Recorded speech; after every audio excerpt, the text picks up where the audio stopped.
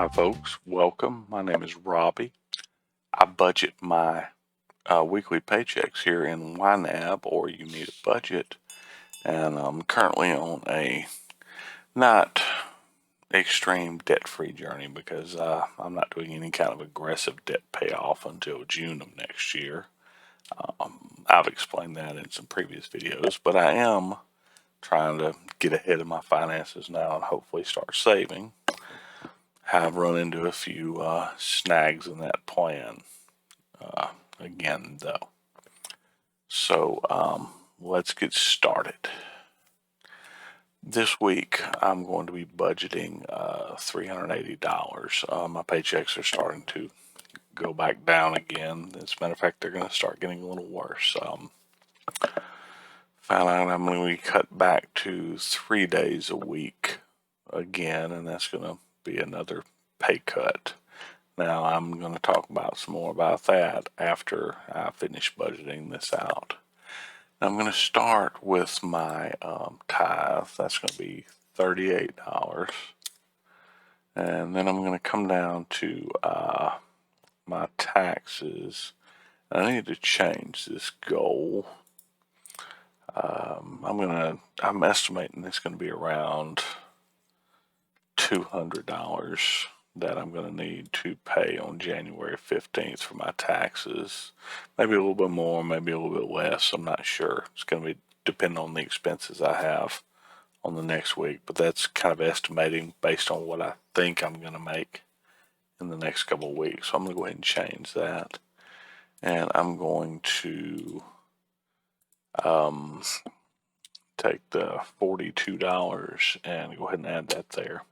Now, if for some reason I do fall short on setting this aside, I am just going to take money out of savings. I'm just trying to cash flow this for right now. I don't have to pay near as much tax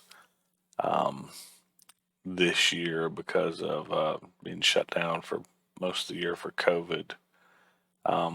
So I started saving this late, but like I say, it's not a big deal. I do have savings. I'll just take it from my savings. I already have the money. I'm just trying to take it out of my next couple of paychecks until the 15th.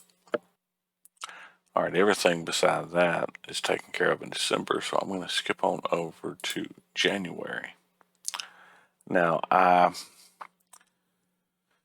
because of the uncertainty at work, I canceled the automatic payment of my EIDL loan for this month. I am, paying kind of ahead of time. My payments don't actually start until June. So any payments I make now are just to curb interest, but I guess I'm going to get behind on interest a little bit again. Now I've left the scheduled payment for next month, so I just took the money for this month and moved it ahead to next month. And I did because of the uncertainty, I took my debt snowball. I shouldn't have, but I'm just a little worried about the next few weeks. I took it and I went ahead and put it in my rent. So I'm going to go ahead and finish up the underfunded on my rent for next month, which is $80. That leaves me with $220. I need to take care of QuickBooks, and that leaves me $195. I'm going to go ahead and take care of this credit builder loan because I just want to have that taken care of with $116.69. I'm going to just go ahead and fund my gas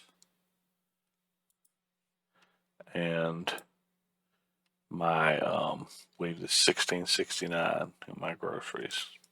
That's it for my budgeting this month. Now, first I'm just going to talk about my work situation. Like I say, I've been cut back down to 3 days starting next week. This week I actually worked a little less than 4 days, which is why my paycheck was lower than last week. I am right now trying to find some kind of part-time work that will fill in the rest of the week, and I can actually do my budget by the 3 day paychecks. That's kind of what my budget was planned around. I did increase some of my goals when I started working more, but I've shrunk most of those back down. It just so happens that some things happen to be a little bit more in January than usual, like the rent. There's an extra week of rent. I'm searching for something to fill in the rest of the week, but I've actually already started some job searching. Now, I applied today for a job that I'm not really hopeful of getting. It would be really nice. It would be a big increase in pay. Hopefully, I stand a chance at it. But the one thing that worries me is it requires it's not like a security clearance. It is a clearance though, called a public trust clearance. And I am worried that a couple of financial missteps will keep me from getting that clearance. One of which being my student loan. But the fact that I have started rectifying my student loan and I've gone into loan rehabilitation, I'm hoping that will make it not work against me. Now, I have not told the people I'm working for that I contract with that I'm job hunting, but I will have to eventually, especially if I am offered the job and have to go through the process of getting the clearance. They'll actually be talking to my boss about me, and I'm hoping he doesn't basically screw me over. You never know with him. He's kind of volatile. It's again the situation of I got myself into a little bit of a pickle 20 something years ago. Took the first low paying job I could find, and I stayed there 20 years too long. And I guess it was because I don't know. Maybe it was depression and didn't think I deserved any better. But now I do think I deserve better. I'm just afraid of there not being good jobs in my area. But anyway, that's it. If you folks would just please keep your fingers crossed for me on that job, and maybe something will come of it. Also, let's see. I'm not going to go really into my spending now. I'll cover that at the end of the month. You might notice a whole bunch of colored squares and circles. I saw somebody on Facebook group talking about this, doing this, and what I've basically done is they used it to keep track of which rewards cards they would use for each one. But some of my stuff overlaps. But what I did is I have set up what accounts or what cards these bills are on, and also what cards I should use. Like right now, I buy all of my gas at Murphy's, which is Walmart, and my uh, Chase Freedom Flex right now has 5% at all Walmart stores. So that's what I'm doing with that. And my groceries, it also has for the first year has 5% to grocery, but